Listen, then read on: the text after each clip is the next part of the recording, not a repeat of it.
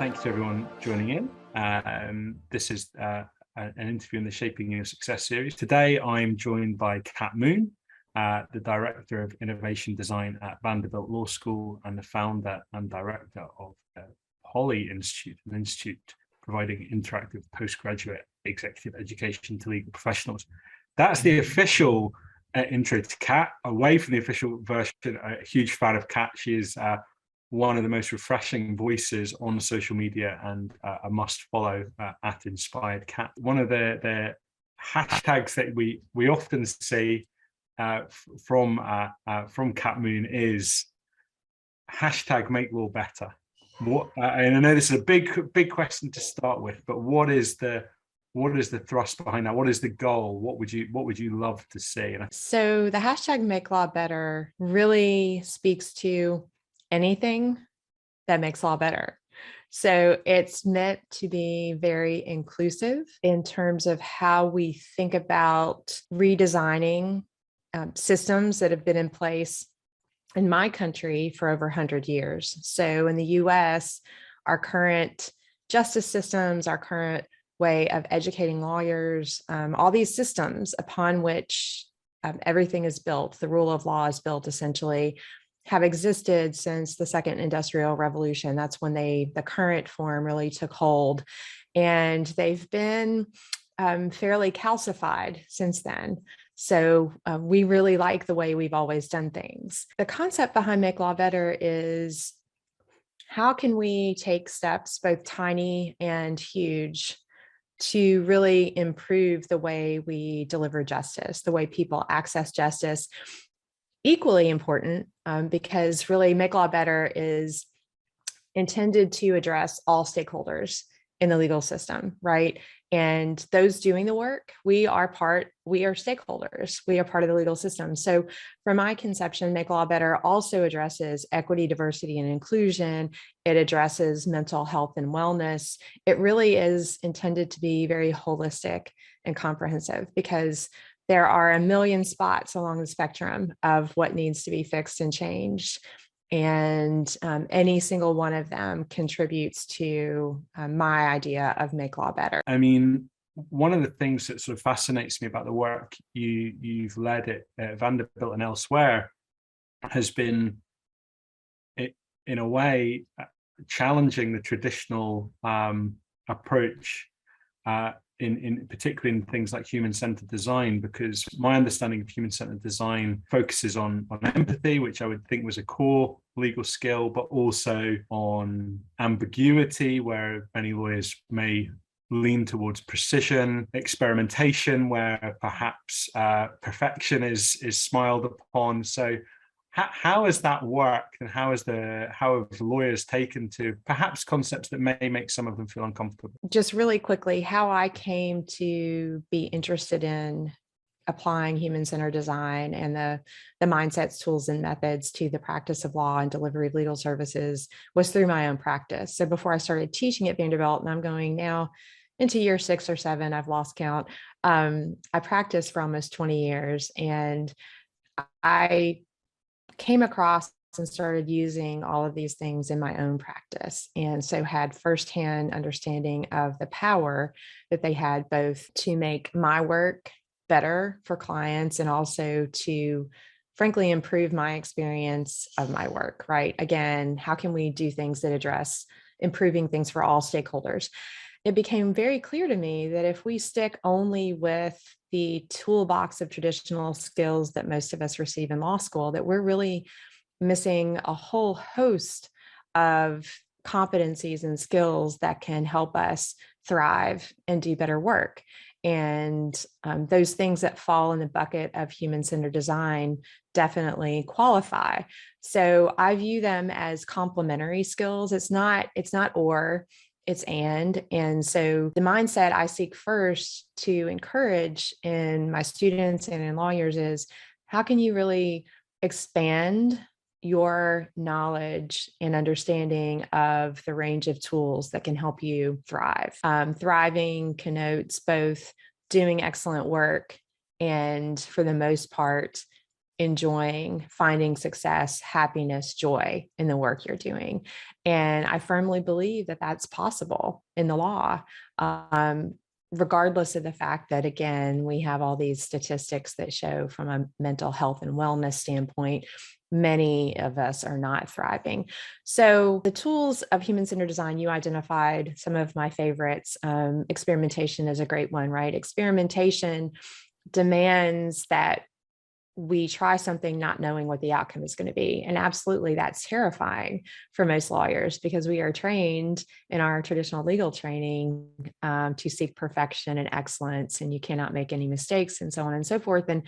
But we all know, regardless of that training and mindset, that all of those things happen anyway, whether we embrace them or not, right? It's not like if we pretend that failure doesn't exist, then we will never experience it in many different ways and on many different levels. And so how can we really harness and use this as a superpower rather than running from it and fearing it? And I think all of this, frankly, is very tied into the mental health and wellness issue. When we feel that we must perform at a certain level all the time, it's simply not humanly possible.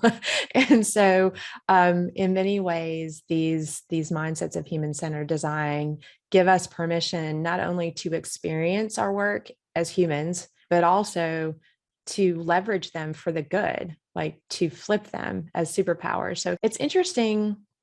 The more I work with students and the more I work with lawyers in bringing these mindsets, method, and tools into how they work and the work they do, the less resistance I'm experiencing.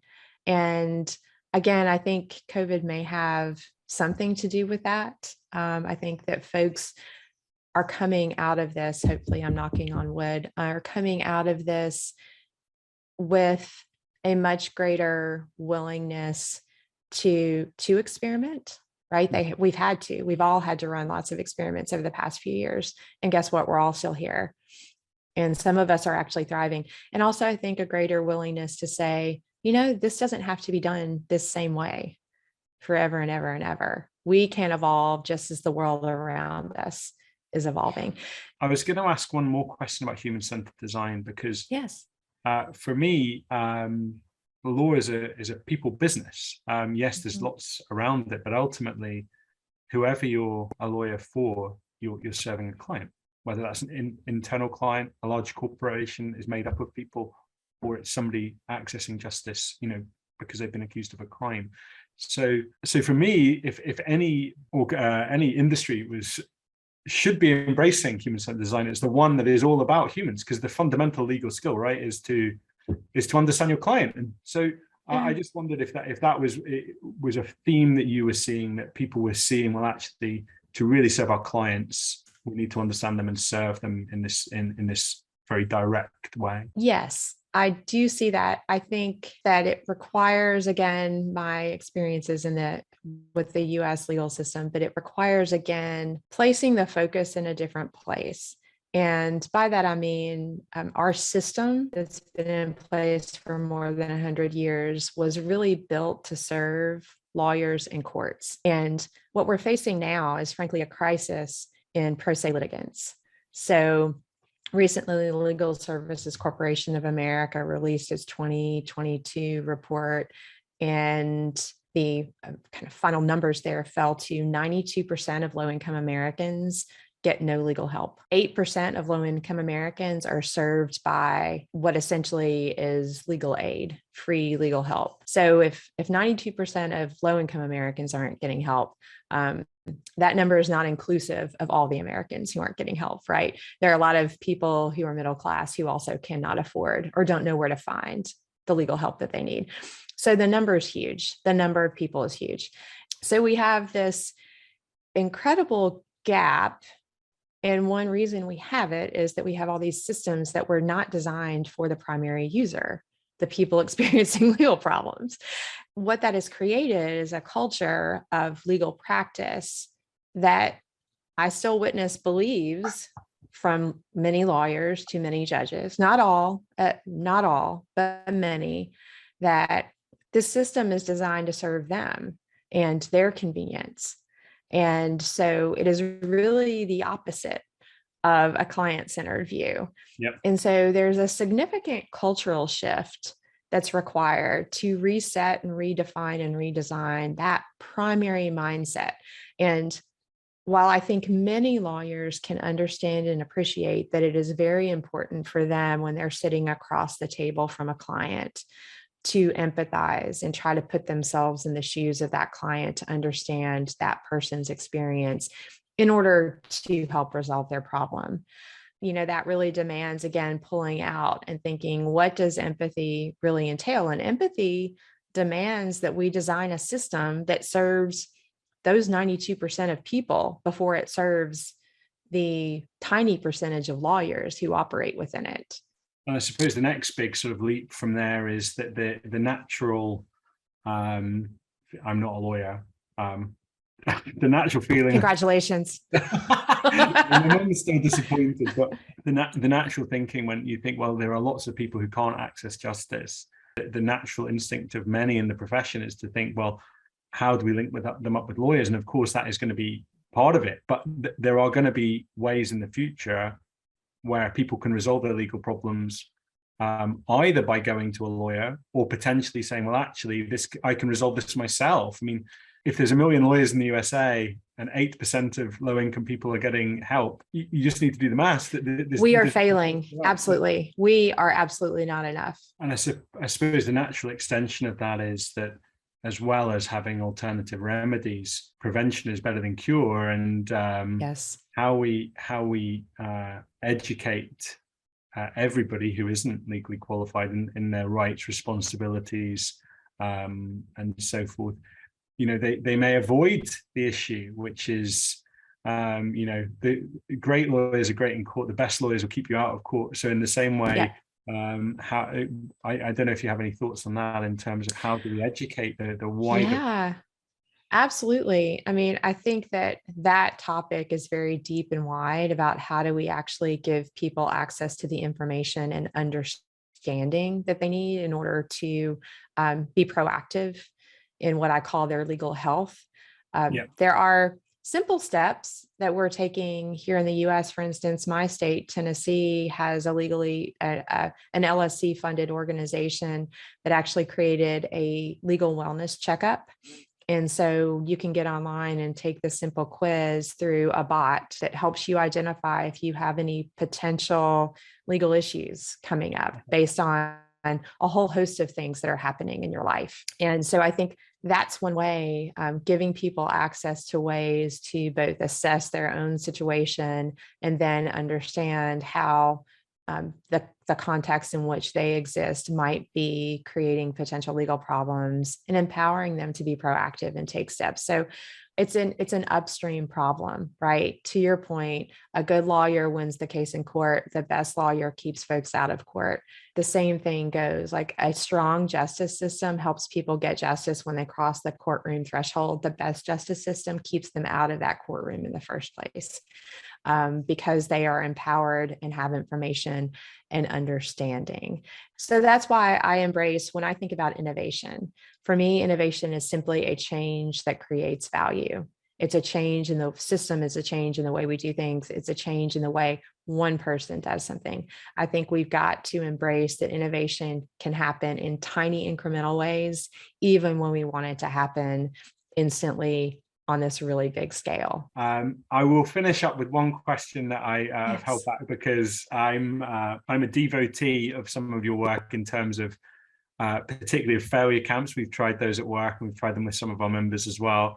I wondered, perhaps just for people who don't know, if you could give us a little intro into what a failure camp is and why they're a good idea. Yeah, so failure camp was a thing that I held. It was the impetus for it was really to just name it and invite people to really dig in and deal with the concept of failure and the many ways in which we let failure have a power over us that is more negative than positive, that I think is all here, right? And so the goal was to create this experience with a community of people who were very much interested in learning about and exploring their own personal orientation to failure, and coming together as a community to really think about ways in which we can reframe failure to be a superpower rather than something that we fear and that leads us to